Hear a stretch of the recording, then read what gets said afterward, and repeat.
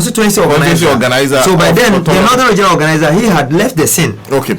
And they pushed the constituency organizer to come and, finish, because if you are not going for hunting, why do you carry guns? This is just an election where what the most important thing is your thumb and not a gun.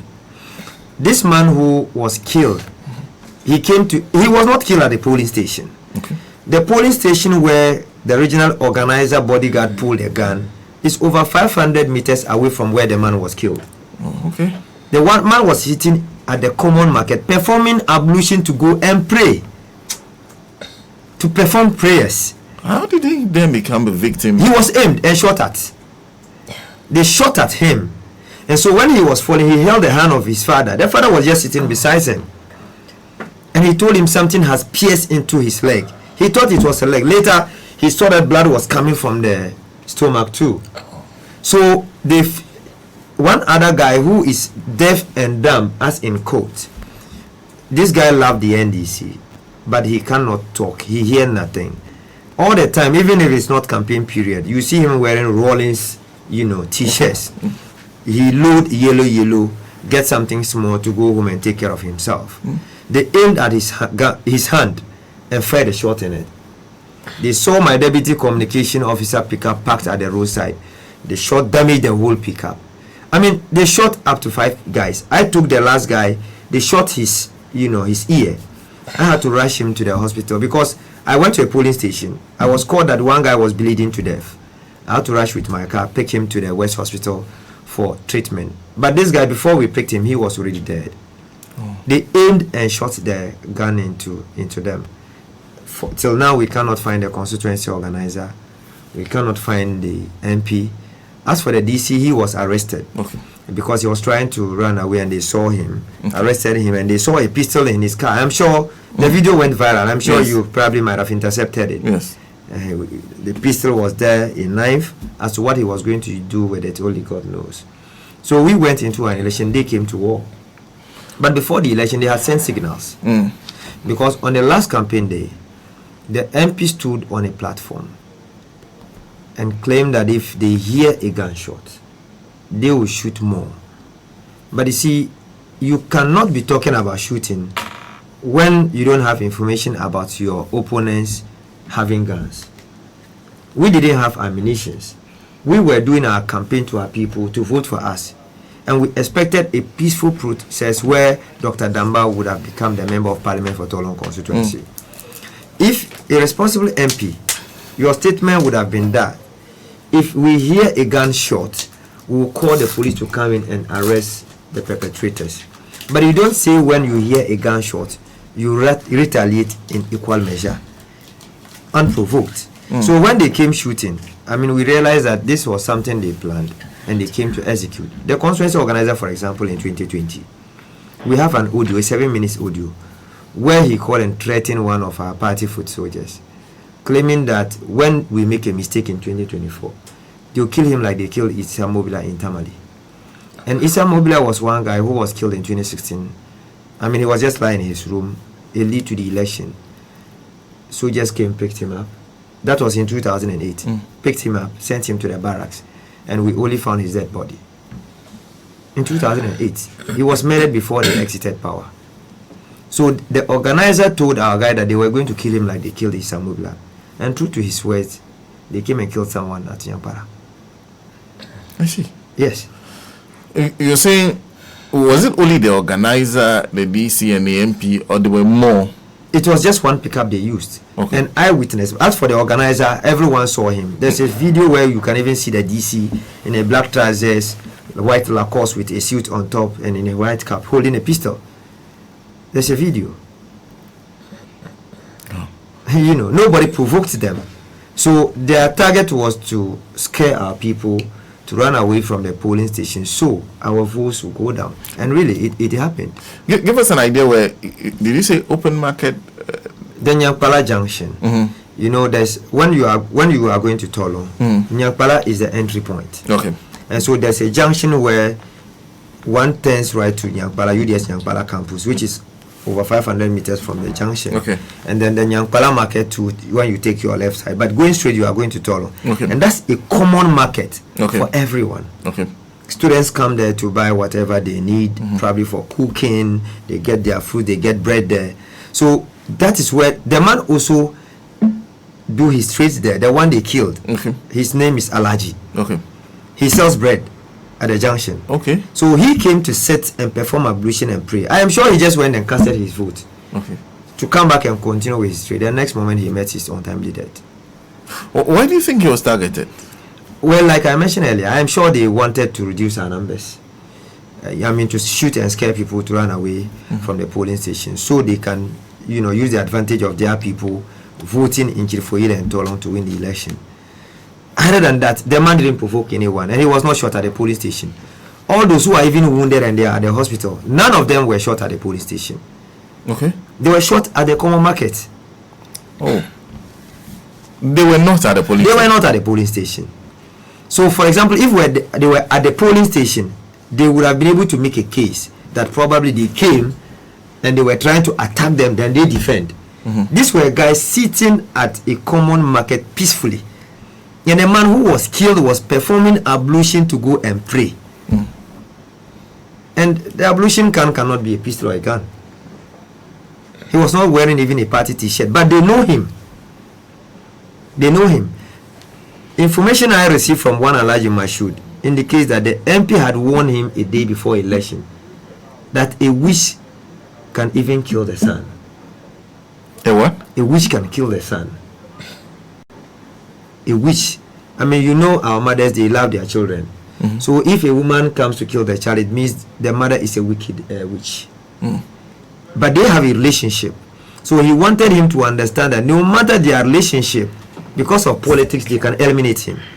So his car became 42 days before election, but he was using it to campaign. And he parked the car inside the fuel station.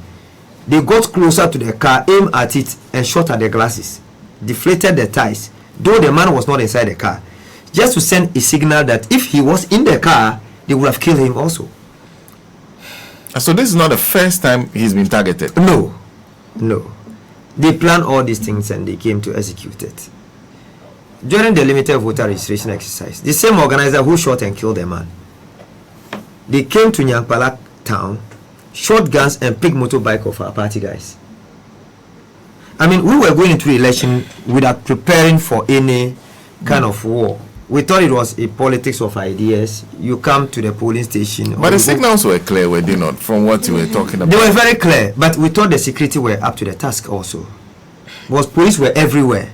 Okay. In fact, we saw a letter from the military command that soldiers were not going to participate in this election.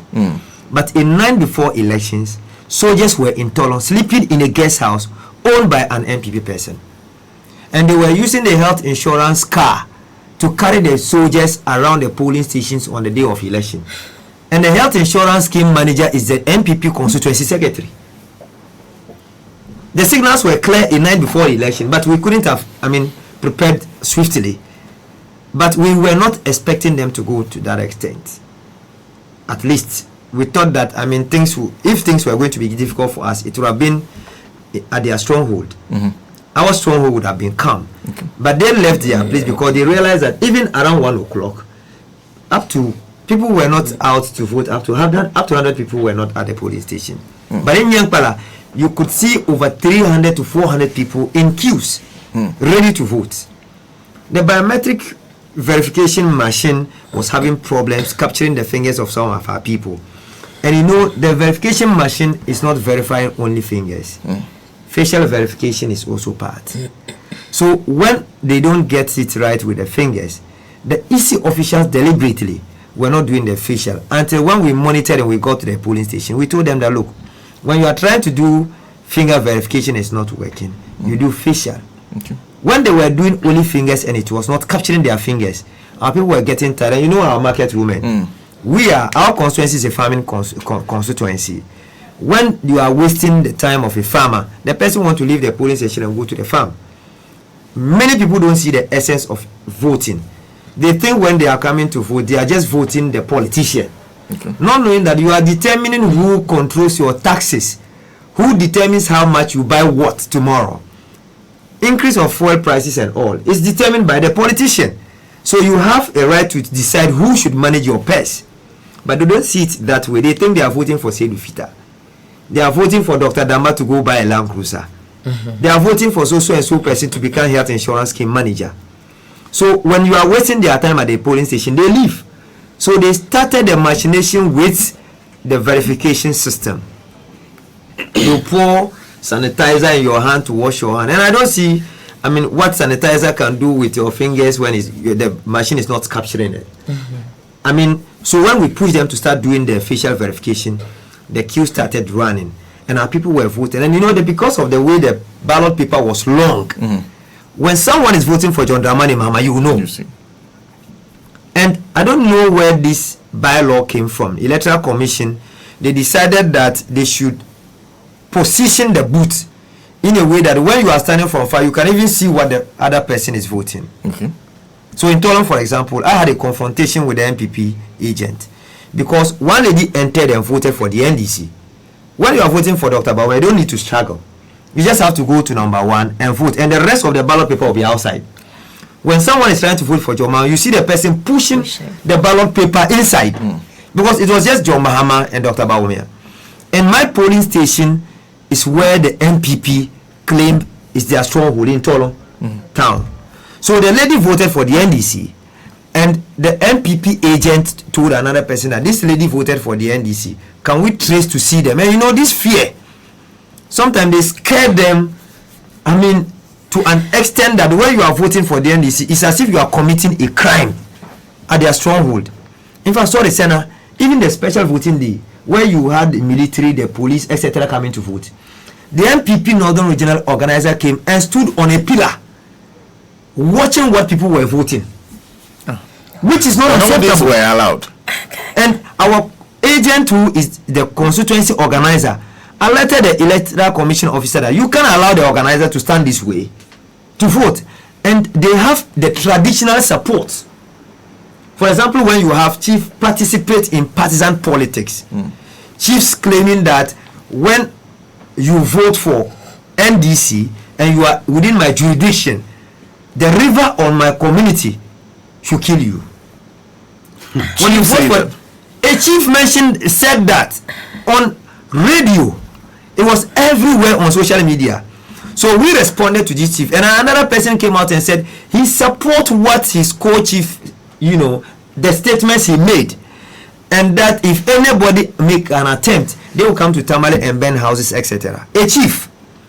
So when you have a party officer misbehaving in such community, you are scared, you fear for your life, because you can intervene and the chief or the traditional authority will come and do something to you.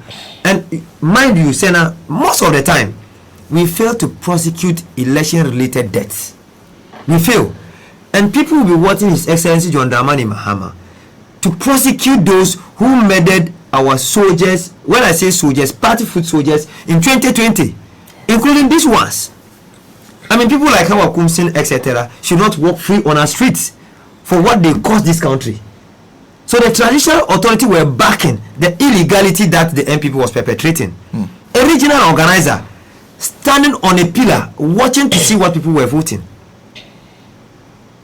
I see. That was the first step they took. And when we challenged, he got out of their place. But they found, I'm sure they had a different way of monitoring. Tolon is not an easy place, honestly speaking.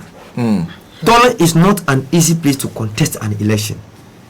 Election day is like a war for NDC parties or for the NDC. Why? What's the problem? And this has been our sit since 1992. MPP didn't participate in parliamentary election with the exception of Havay, who came as an independent parliamentary candidate. In 1960, they participated. We won the Tolon seat. We won in the year 2000. We won the seat in 2004. Repeated same in 2008. We lost it in 2012. Okay. To the MPP, to a former DCE. Okay. Mind you, historically, the current chief of Tolon is claimed to have run into exile because of his problems with Jerry Rawlings, which is not a statement of fact anyway. Okay. It is not. But they made people to believe that Rawlings chased him out of Ghana. They framed stories that he removed Rawlings' finger nails. I mean, this is a propaganda. How can Rawlings be alive then you can't remove his fingers? Are you using juju or magic? So when he ran out of the country, people were claiming that, look, let's vote for the MPP so our chief come back to us. Oh, okay. So a night before election, you see people, some from the chief palace, going to other communities within the jurisdiction of the Tolon chief, informing them that the chief sent them to come and tell them to vote for the MPP. We confronted the chief when we were going to file our nomination, and he claimed that he has never sent anyone to any community. But on the day of the election, when I told the electoral officer to tilt the ballot, the booth, because, for example, I'm in diagnostic medicine. Privacy is very important in elections. The system should be opaque. Nobody should know what I'm going to vote for. Someone from the chief palace by name Sule, they came and attacked me at my house. I had to withdraw from the Tolon town to Nyampala. Someone from the chief palace. A man before the election, people known faces from the chief palace were going from one community to the other, informing the chiefs that if they vote for John Dramani Mahama, Gonjas are having problem with the Tolon chief, John Mahama will revive it. Dirty politics. Dirty politics. And sometimes, we have to go to the extent to understand that, you see, when we are going into an election and you have the traditional caucus and you have political agenda, your loyalty must be to the political party, because the party, when you come to Tolon, we have a University for Development Studies brought to us by J. Rawlings, NDC. Tolon Primary School, Rawlings. First junior high schools, we have Rawlings. 2 senior high schools given to us by the NDC. The first third road we see in Tolon, or we saw in Tolon, was given to us by NDC. Electricity, NDC. Tolon District Hospital, John Mahama. MPP has no record in Tolon. No single record. Not even within the last 8 years. Not within the last 8 years. Nothing. So there's no reason for anyone in Tolon to go to the polling station and vote for the MPP. But for traditional authority involving fully in our politics,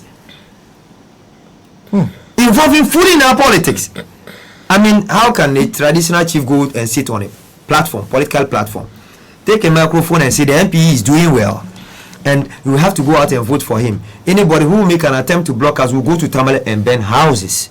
A chief on a political platform. On a political platform. As a communication officer, I was having a problem with that. And when John Mama was coming to the constituency, my position was I shouldn't visit the chief. Look, NDC, we are cowards. And we have to learn to stand by our people. If you are chief and you venture into the politics, we treat you like a politician. Right? We treat you as such. Nanado, for example, we know how Nanado spoke to chiefs in this country. When he even expected chief to stand up and greet him. The Yagbongura, for example, they had to resist it.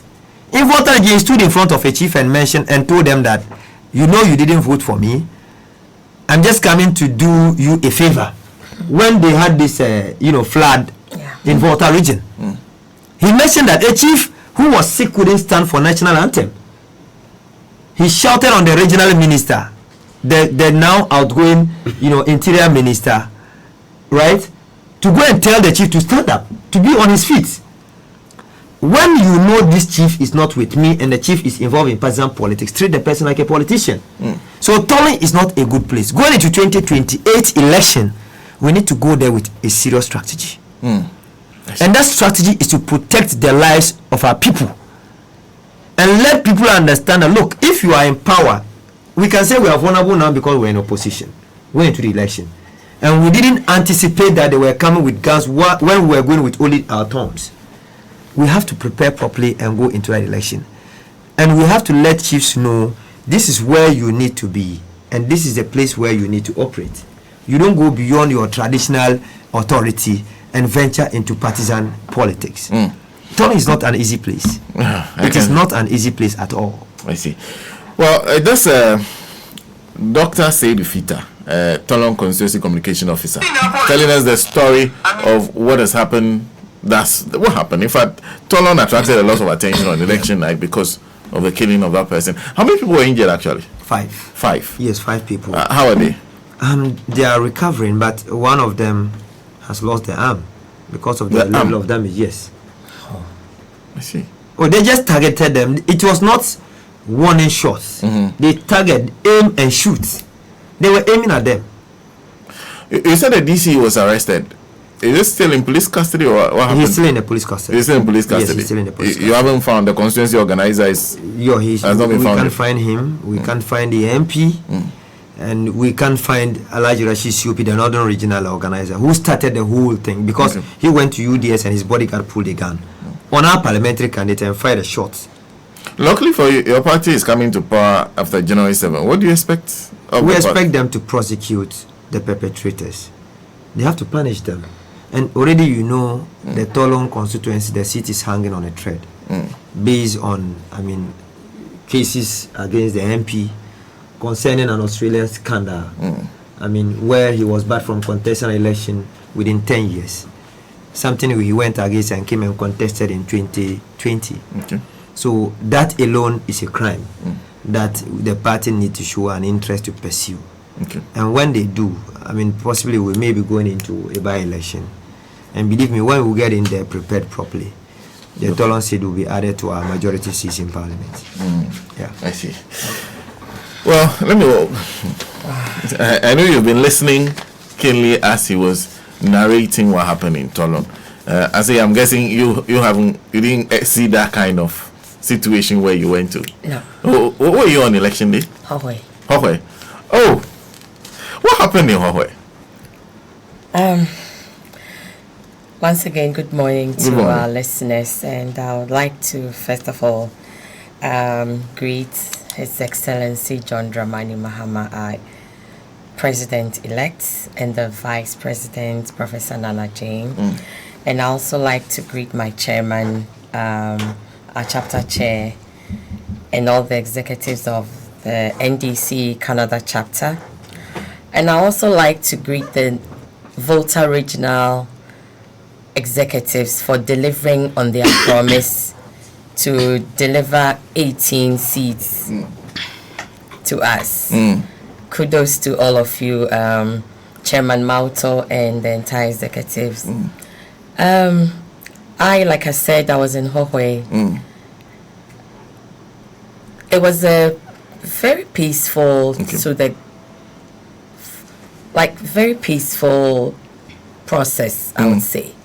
When I got there the night before the elections, I was told that there were military men around. Okay. But I think they were focusing on the Vli area, which is closer to the border. Okay. So we were aware they were around. Okay.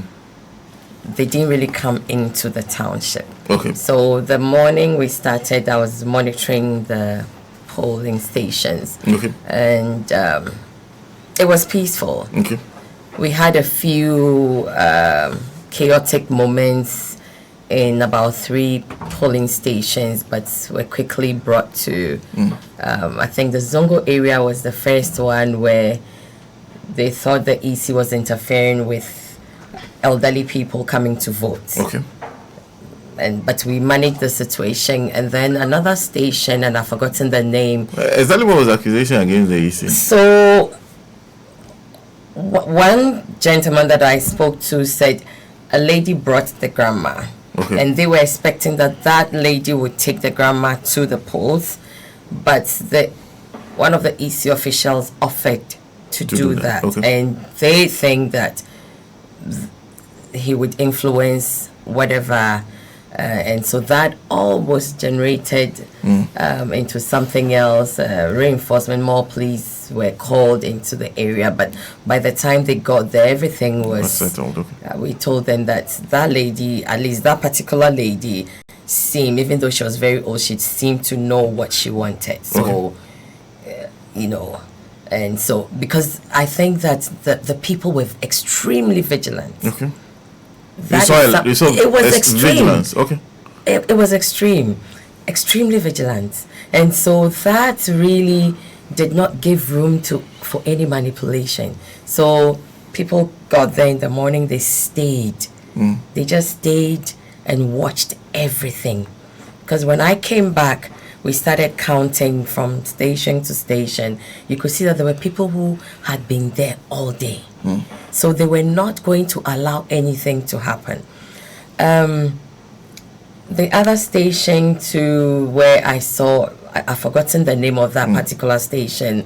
That was the place where I saw, I think the number there was high and it was not moving because they were having issues like Doc said with the verifying. Was giving them, it wasn't, and so the same, I think it was a farming community too, so these people were complaining and they would leave, so we had to calm them down, just try, it's only today. And so we were able to, so as for the voting, I would say it was very peaceful. Okay. Then we come to the counting. Okay. That also, what I noticed was, I don't think we counted up to half before the people hit the streets.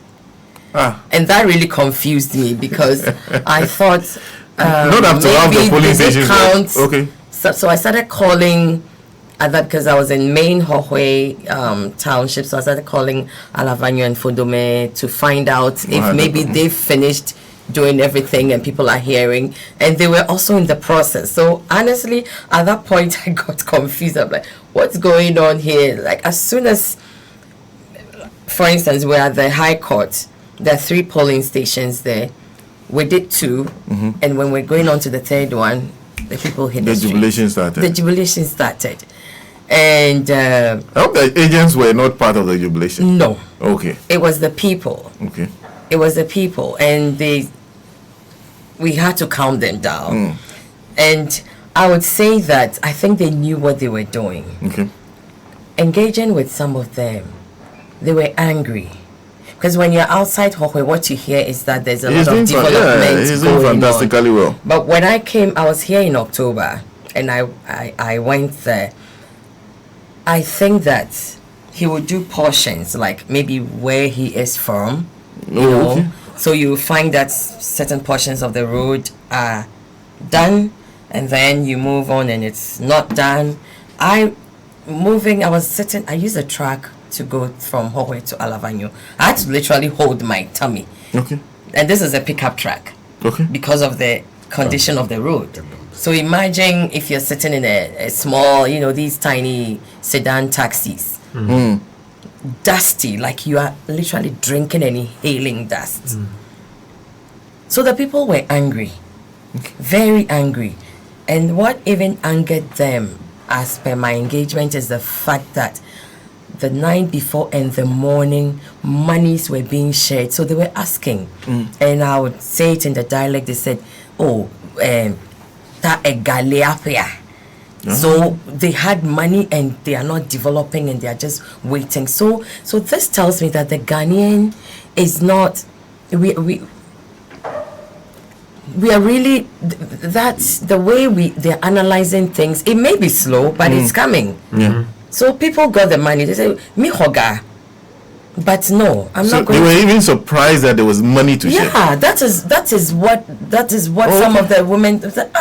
That a galeapia. So you guys had money, and I cannot count even the number of STC buses that Ameu brought. I counted up to 40, and I stopped. Buses or what? Yes, STC buses. Not often, like the people that were buzzed in to come and vote. Are these people from Hohoe? Their names were in the register, so which means maybe that transaction was done earlier. So it's not like they were not in. But I can assure you that 70% of those people did not vote for him. At the end of the day, I saw the buses leaving empty. They left the people. They didn't carry them. Oh no.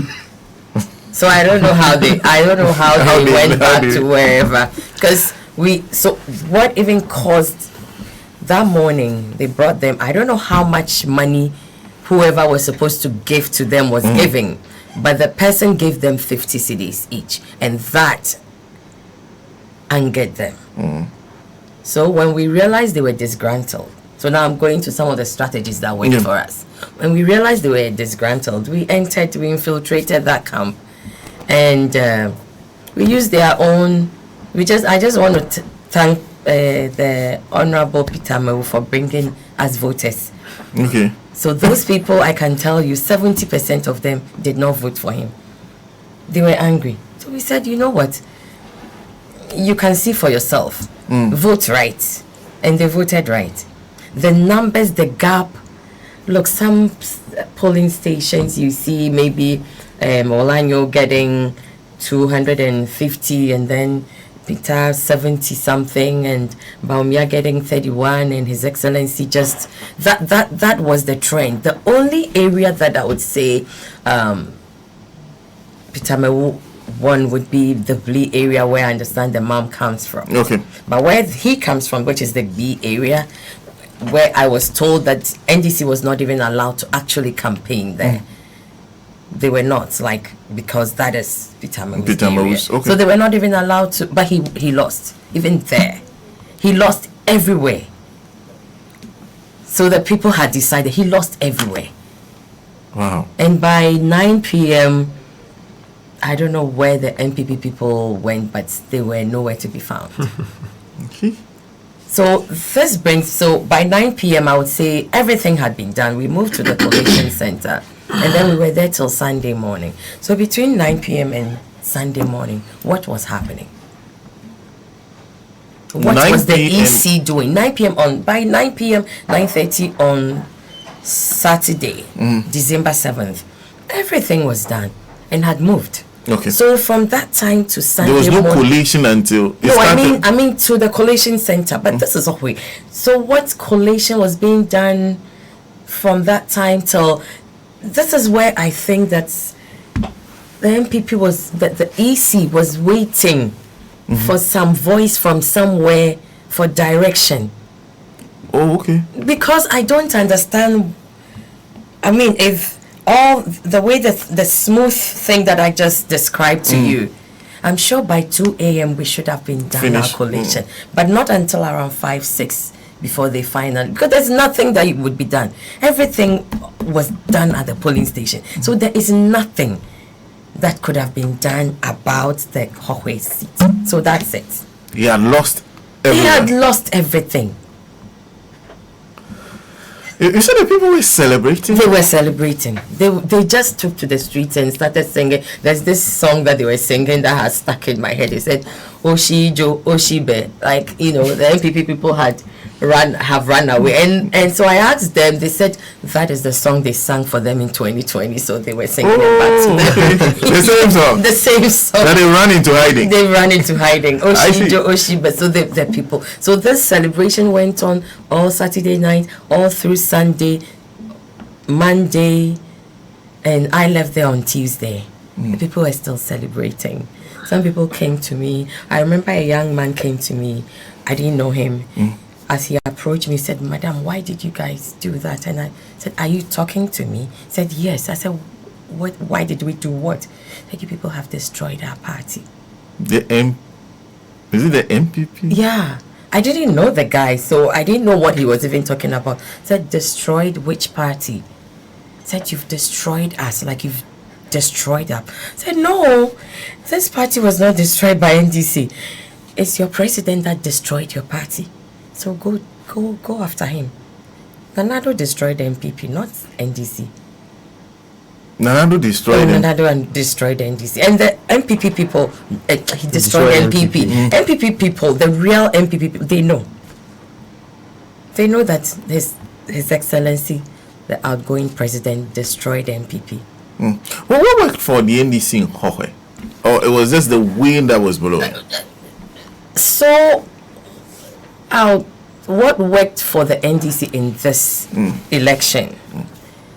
I was telling some people yesterday that what I see is that MPP stopped campaigning a while ago. Like, they were on the field all right, but they were not really campaigning. Okay. They were giving arms, insulting us, and planning to rig. That's what they were doing. And the rigging has worked all this while for them. And so why would it not work this time? Okay. So instead of actually campaigning, they were focusing on distributing things, giving money, and planning to rig. Okay, so attempting to buy votes and then planning on the D-Day to rig, like, swapping things. I mean, the usual MPP strategy. So why it failed was our vigilance. Okay. Vigilance. Oh my goodness. You saw a lot of commitment from your party. Yes. People were vigilant. Yes. And that is why, if you notice, those of us who came from the diaspora, that is why we came. We just came to make sure that that thing that they've been doing, which has worked for them all this while, would not work again.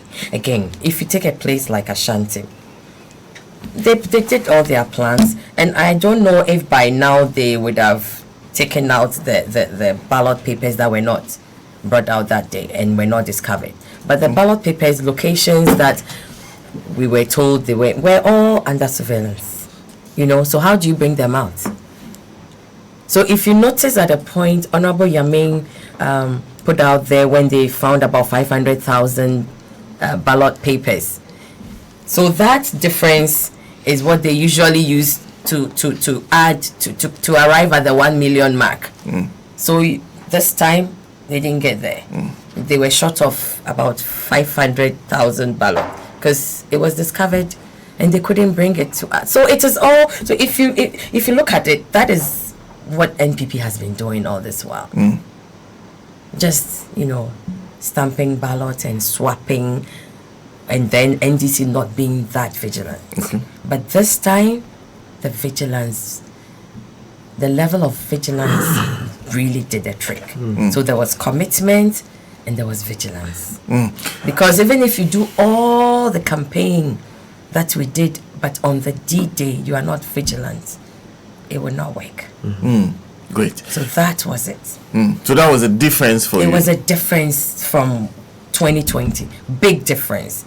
And then another thing too was the polling stations. So whilst all these research results were coming, we took them serious. Some of I would use Accra here, some of the constituencies, as per the research from, what is the name? Global Info Analytics was coming in, were showing that NDC was going to chance lose. Of winning. No, I'm talking about those these PCs at the time, but who have won now, took this seriously, went a step further, followed up. So what can we do? On the other side, our opponents were just, these are sure seats. The ones that are not sure seats, just put in more, sharing of money, sharing of electric cookers, sharing of whatever you have. But the people are angry that, so you have all this money to share. Why are we even saying that Ghana is in debt? That's what some of the constituents said, that so all this money, so why are we still in such a huge debt? What is going on? And I'll come back to you on that. David has been listening for some time now. You've been monitoring the election. In fact, I would have asked you where were you on election day, but I know where you were. David was here with us on election day. Was that the difference for you? Because even up till now, and I recall yesterday, there were NDC people who were part of the recollation exercise who were actually saying, you could see that the supporters wanted to know, if you did your job well and you've lost, no problem, then we'll go away. But we are here to ensure that you do not miss it. You see the sort of vigilance through. I think that was the difference for the NDC. Yes, and when Madam Aseye kept emphasizing the vigilance of the NDC, it kept playing in my head. It appears to me that the party in opposition is always more vigilant because they are more hungry, they are more desiring to come to power. It's a turning point, and the psychology favors the party in opposition when it comes to the 8th year cycle. In 2016, you would see how NDC lost the election so simply, like inverted commas, so simply, and it would appear MPP did everything correct to be able to unseat a ruling government that simply, right? and it will come from the grassroots where people are committed. People have been in opposition for 8 years and they feel like, you know what, we cannot remain here. On the flip side, you see the government in office or the government in power or the party in power taking things for granted. They think they can run their mouth. People are not as committed. People are not ready to give it all out because they are busily eating. I think there was this scenario in Uganda where a journalist who was known to be an avid critic of the government of the day got position. Okay, like the president gave him something to do in government, and all of a sudden nobody could hear of him anymore. When he got interviewed, he gave a proverb. He said, in Africa, when we are eating, we don't talk. Yeah. Okay, so when people are in office, they are busily eating, they can't talk, they are not as committed. 2020, even though the NDC went into the elections and wanting to win, the psychology of the NDC themselves and the psychology of even the voters was that it's midterm. Okay, so you don't get the commitment as much. Fast forward 2028, the NDC knew very well psychologically this is our time. Okay, the NPP also knew psychologically, hey, Ghana, they always change power around the 8 years. So you see people are pushing, but you won't get it as much. So with regards to what worked for the NDC, yes, it is the vigilance. And I can tell you for free that if the NDC is going to be as vigilant like this and concentrate even when they are in power, it will be very difficult for them to lose an election. And why am I saying so? It's true. The regional dispersion of the NDC presence all around the country is more massive than the MPP. The MPP only needs to win their two predominantly Akan stations, i.e. the Ashanti region and the Eastern region, and then get some numbers favoring them from the other regions and they can win an election. NDC is more dispersed, and if they come out with this particular strategy in 2028, 2032, I can tell you they will make very strong inroads. So it's about the vigilance all the time, and it's also about whether we are committed to that vigilance even when in power. Yes. You understand what I'm saying? Yes. So that is what I would say with regards to the what made the difference. But this morning, listening to the two co-panelists speak, I took particular interest in the Tolon conversation. Okay. Yes. Hohoe and Petamewu's zone, I would really not even bother because he has to leave and he left. So it's like a dog biting a human being is no news. But when the human being bite dog, but it was so clear. And first go to the what you observe about what you heard from Doc on Tolon. Yes. So I have always spoken profoundly on incumbency abuse. Okay. And incumbency abuse is a big threat to the sanctity of our democracy. Sure. Okay. We are practicing democracy. What Dr. Baumia did by conceding, it's a good thing in democracy, right? But there are aspects of our democracy that we haven't fully developed and matured, and that is the incumbency abuse. There are places which they say they have democracy and all of that, but the fact that you are an incumbent party does not give you the right to do certain things. And when I listen to Dr. Fita, did I pronounce it correct? Yes. Okay. When I listened to Dr. Fita, it looked like blatant incumbency abuse. And I wonder what all these people will be doing now that their party is out of power. Yeah. And whether the NDC or the MPP, what is wrong is wrong. What is right is right. What needs to be condemned.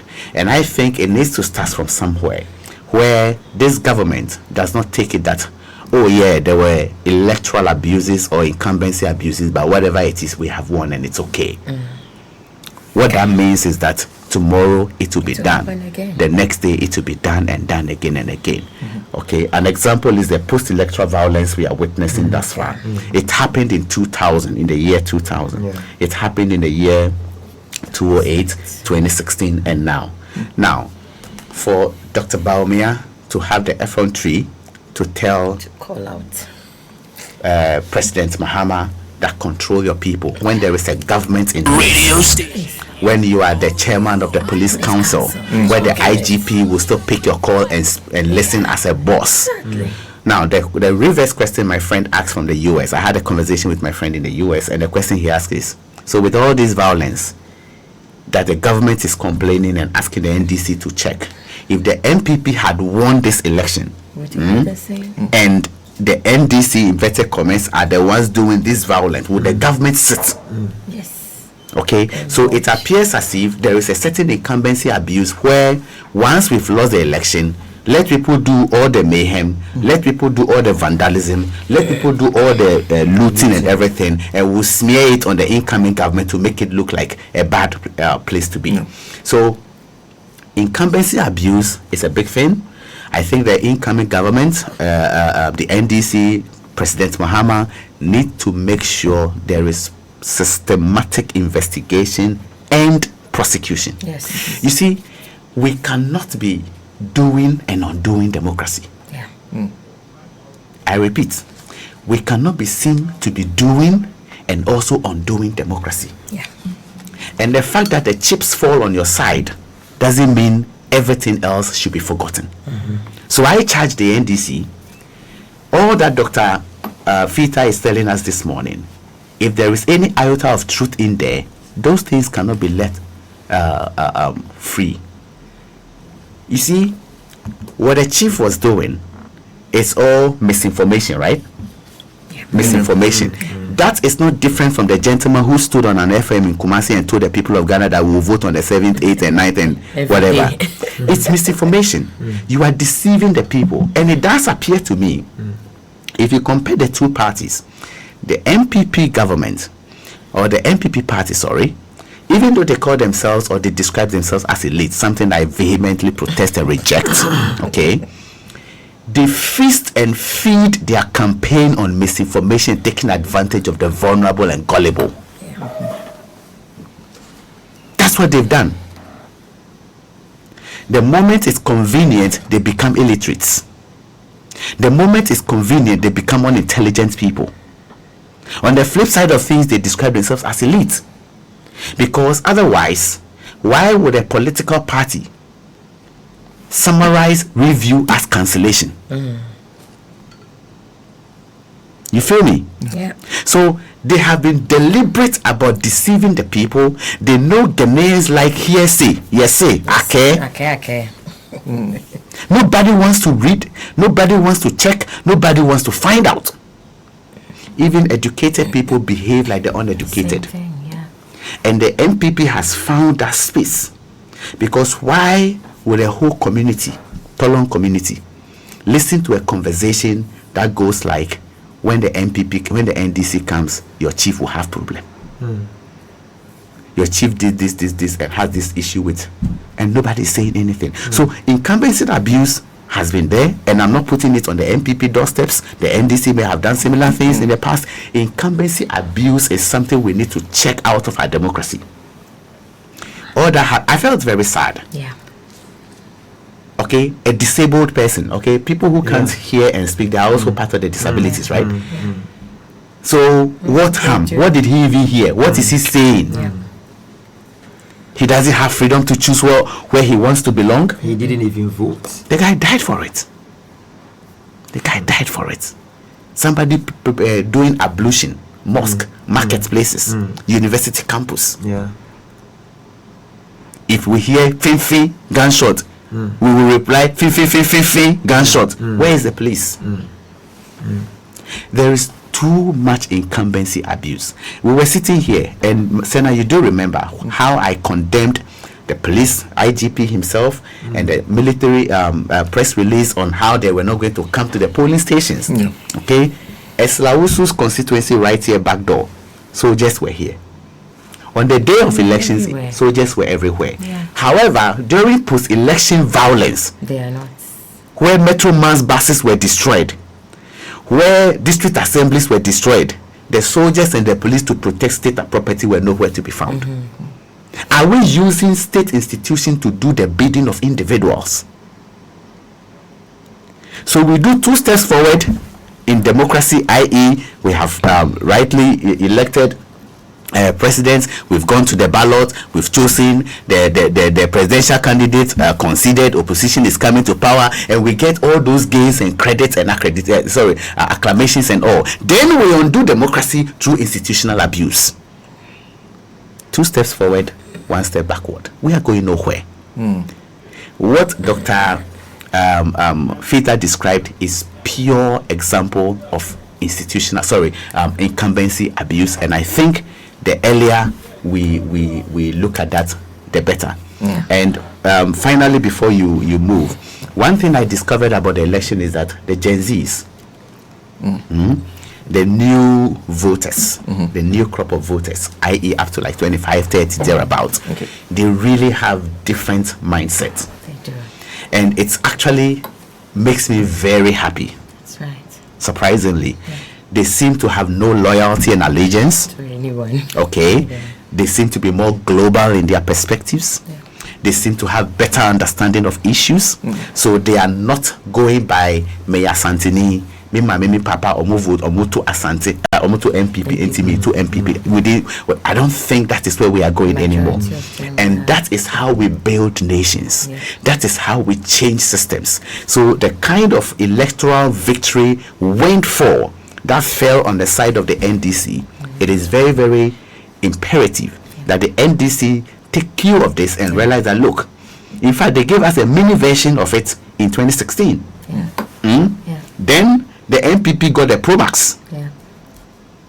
In 2024, it is getting clear that we are getting a new crop of voters who have no staunch allegiance to say, I am NDC, I am NPP, I vote this way, and no, come what may, I go this way. And this should be very, very important to political players. That the space, the landscape is changing. If you don't do, you are out. If you don't do, you are out.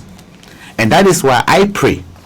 In fact, if I have to become a Krishna, Muslim, Christian, and everything, to pray all the prayers for John Mahama to make sure Operation Oral works, I will do that.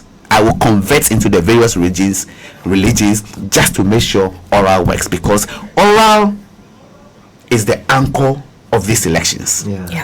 People are aware how much was stolen.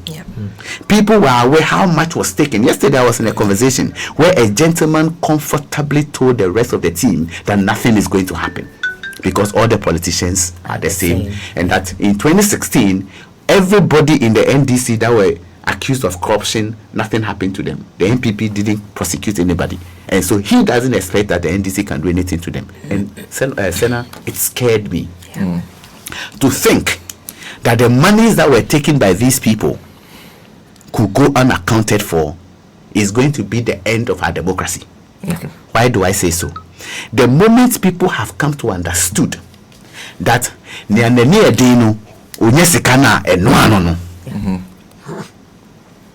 is that the kind of system we want to live in? When near ding now sanka d because you to me now sharing see. I see. So President Mahama and the Oral project must work. For you, that's important. That is very important. I have to take a quick break. When I come back, Doc, I will turn to Dr. Fita on this matter of vigilance. Even where you described Tolon as a difficult terrain, do you still see that vigilance? But before I take that break, first let me remind our listeners that we want to start your case here to give them that awesome and confident look. The place to go to is Goldie Keys Hair Salon and Playroom. Goldie Keys Hair Salon and Playroom is a specialist unisex salon for kids, including teenagers, behind to braiding, hairstyling, hair coloring, locks, and more for your children, including haircuts. Goldie Keys Hair Salon and Playroom is located near the Paraquet Estate Main Gate, Christian Village, Dome, in Accra. Call this number 059 600 8138. We are open every day from 8 a.m. to 6 p.m. except Tuesdays, and on Sundays we'll be from 1 p.m. to 6 p.m. Let Goldie Keys Hair Salon and Playroom take care of your kids' hairneys and give them the style and confidence that they deserve. And of course, the Christmas promo at Furniture City is continuing. Make sure You make this Christmas and New Year unforgettable with Furniture City. Transform your spaces with bespoke furniture from Furniture City and enjoy mouth-watering discounts of 20% to 50% off on our expertly crafted pieces. From offices to homes, gardens to poolsides, kitchens, living rooms, and even church auditoriums, we have the perfect furniture to make your festive season extraordinary. Visit us, Sprinters Branch, or call Sprinters Branch on 0540 314948. I'll go to our Tama outlet or call our Tama outlet on 0257 961451. Hurry, don't miss out on this exclusive offer. Furniture City, simply unforgettable.